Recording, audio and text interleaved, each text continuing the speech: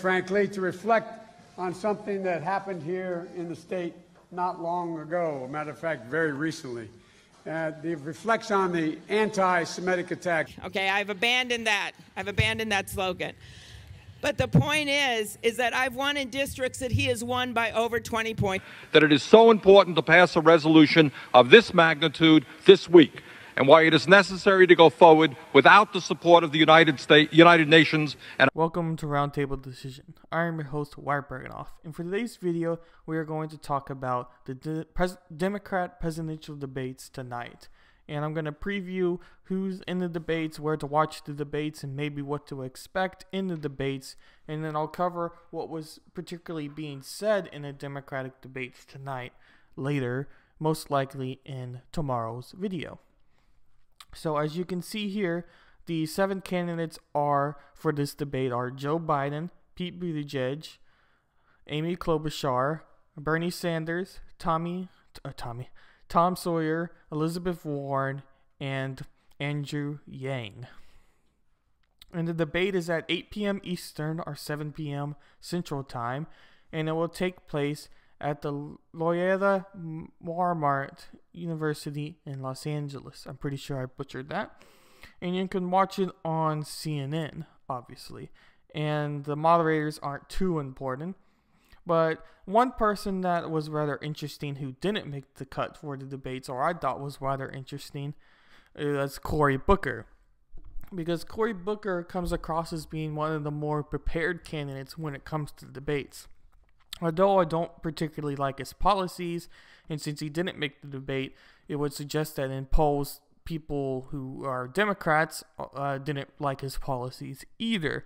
But long story short, I always thought he came across as being one of the better debate candidates. And another semi-surprising one is Tulsi Gabbard, but the Democratic Party within themselves don't like Tulsi Gabbard, and she comes across more as being a third-party candidate than being a Democratic candidate. So I'm not really surprised that she didn't make the cut, but it's still interesting to see that she did not.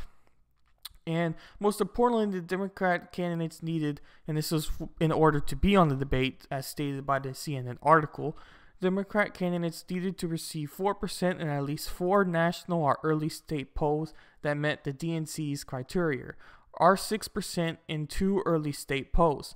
Candidates had to also receive donations from at least 200,000 unique donors, with a minimum of 800 from at least 20 different states. It doesn't really too much matter what happened in the last debate, as I'll go to this next article by the Wall Street, as it says, Democrats gather after impeachment for 6th 2020 debate. So that brings me to a very large question, as what should we might expect in the debate this time? So obviously, just from the Wall Street Journal's title, the House voted yes, or ye, to impeach Donald Trump. And now it's going to go to the Senate, where it'll be a trial and then a vote from the Senate.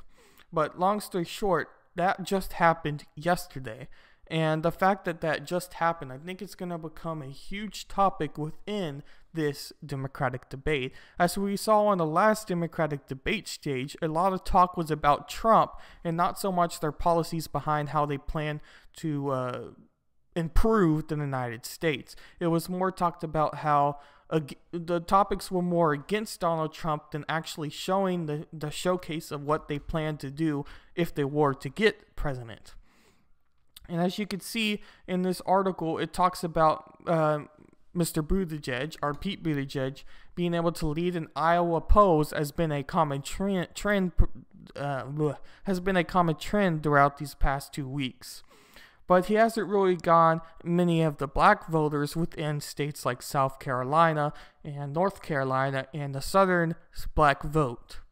And there's been a lot of debate on why that's not true. And I know many people think that this could just be the simple fact that many blacks tend to, even though they might lean religious, which would seem like conservative, socially they lean democratic. So in other words, the black as a whole, the black community as a whole has a large religious value set to it. So the fact that Pete Buttigieg is gay could be a reason that he is not trending well within the black community.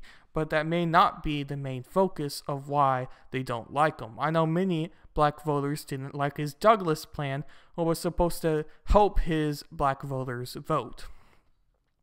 But one of their big topics, what I thought CNN did a little better job in covering, and I'll go back to the Wall Street Journal here soon, is that what could we expect? And I thought their third point of Buttigieg being a target. So this is rather interesting, because I do think that Buttigieg could be a target within the debate in the Democratic stage, because he is the biggest candidate who is the most different from other candidates.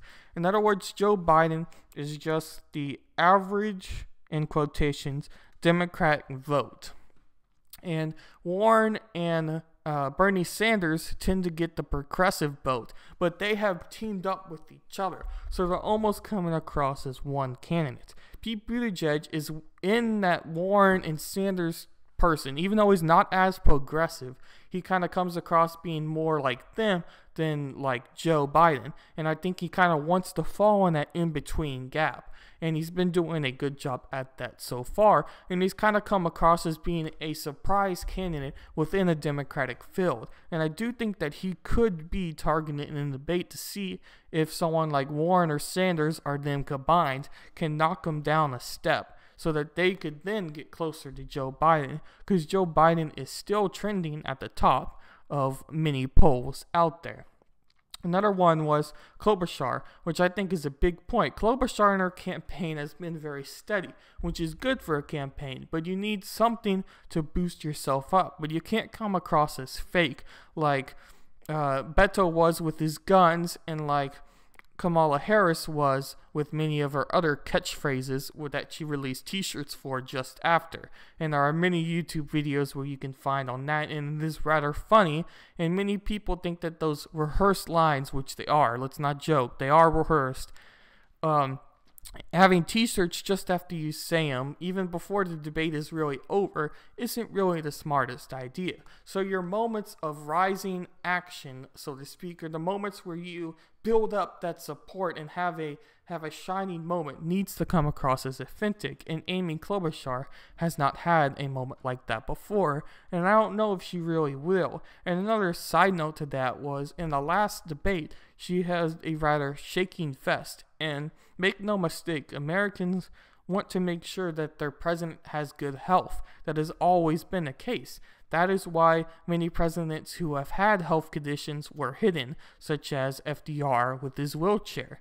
And that was on purpose. You want to make sure that your leader of your country is fit enough and well enough to be able to do so.